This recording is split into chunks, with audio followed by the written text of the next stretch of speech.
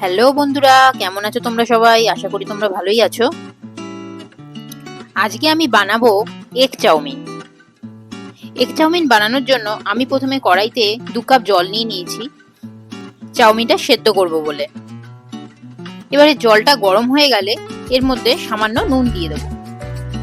তারপর পরিমাণ মতো চাউমিন আমি এই গরম জলে দিয়ে দেবো। তারপর শুকনো চাউমিনটা জলে ভালো করে ডুবিয়ে দেবো, যাতে চাউমিনটা ভালো করে সেদ্ধ হয়ে যায়। চাউমিন সেদ্ধর সময় আমি এর মধ্যে একটু সামান্য তেলও অ্যাড করব, যাতে চাউমিন সেদ্ধ হওয়ার পরে একে অপরের সাথে লেগে লেগে না থাকে। তাহলে চাউমিনটা খেতে ভালো লাগবে না, জড়িয়ে যাবে। এবারে খুন্তি দিয়ে একটু দেখে নেব চাউমিনটা সেদ্ধ হয়েছে কিনা। আমার চাউমিনটা সেদ্ধ হয়ে গেছে। এবারে কড়াই থেকে চাউমিনটা নামিয়ে একটা স্টেনারের মধ্যে রাখবো, যাতে জলটা চাউমিন থেকে পুরোপুরি ঝরে যায়। এবারে উনুনে একটা প্যান গরম করে সামান্য তেল দিয়ে নেব। তারপর দুটো ডিমকে ফেটিয়ে প্যানের মধ্যে দিয়ে দেব। তারপর ডিমটাকে ভেজে নেব। আমার এই অমলেটটা হালকা ভাজা হয়ে গেলে ছোট ছোট টুকরো করে নেব খুন্তি দিয়ে। এখানে ডিমটা কিন্তু কড়া ভাজা হবে না। সবসময় দোকানের চাউমিন খেতে আমাদের ভালো লাগে না, তখন এইভাবেই আমরা বানিয়ে নিতে পারি। ডিমটা ভাজার সময় গ্যাসটা কিন্তু লোতে রেখেই ভাজতে হবে, না হলে ডিমের তলাটা ধরে যাবে।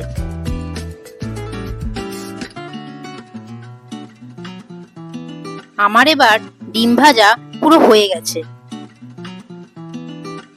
এবার আমি খুন্তি দিয়ে এইভাবে টুকরো টুকরো করে নেব ডিমগুলোকে। এবারে ভাজা ডিমগুলোকে একটা পাত্রে তুলে নেব। তারপর গ্যাস থেকে প্যানটা সরিয়ে একটা কড়াই বসিয়ে নেব। এবারে চাউমিন তৈরির জন্য আমি কিছু ভেজিটেবলস কেটে রেখেছি।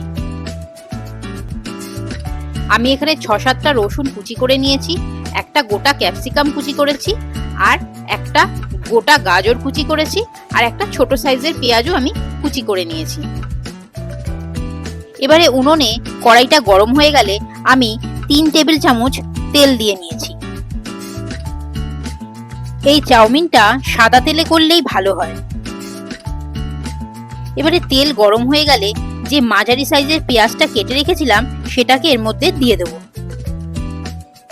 এবারে পেঁয়াজের সাথে সাথে রসুন কুচিগুলো দিয়ে দেব। তারপর যে গাজরটা কেটে রেখেছিলাম সেই গাজরটাও এবার এর মধ্যে অ্যাড করলাম। গাজরটা দেওয়ার পর বেশ কিছুক্ষণ নাড়তে হবে, কেননা গাজর সেদ্ধ হতে একটু সময় লাগে। গাজরটা দেওয়ার পর আমি এবারে পরিমাণ মতো নুন দিয়ে নেব, যাতে গাজরটা তাড়াতাড়ি সেদ্ধ হয়ে যায়। তারপর আমি যে ক্যাপসিকামটা কুচিয়ে রেখেছিলাম সেই কুচানো ক্যাপসিকামটাও এর মধ্যে দিয়ে দেব। তারপর সব ভেজিটেবলস গুলোকে একসাথে ভাজবো। এখানে ভাজাটা লো ফ্লেমেই করতে হবে। চাউমিনে ভেজিটেবলস লাল হয়ে গেলে কিন্তু খেতে ভালো লাগবে না। এবারে ভেজিটেবলস গুলোর মধ্যে সেদ্ধ চাউমিনটা দিয়ে দেবো। এবারে ভেজিটেবলস গুলোর সাথে চাউমিনটাকে ভালো করে মিশিয়ে নিতে হবে। তারপর 2 টেবিল চামচ টমেটো সস আমি এর মধ্যে দিয়ে দিলাম, আর 1 চামচ সোয়া সস এর মধ্যে দিলাম, আর 2 চামচ চিলি সস এর মধ্যে অ্যাড করব। তারপর সস, ভেজিটেবলস আর চাউমিনটা একসাথে ভালো করে মিশিয়ে নেব এইভাবে। এই মেশানোর সময় উনুনের আঁচটা কিন্তু একদম কমিয়ে রাখতে হবে, না হলে কড়াইয়ের গায়ে চাউমিন লেগে লেগে যাবে।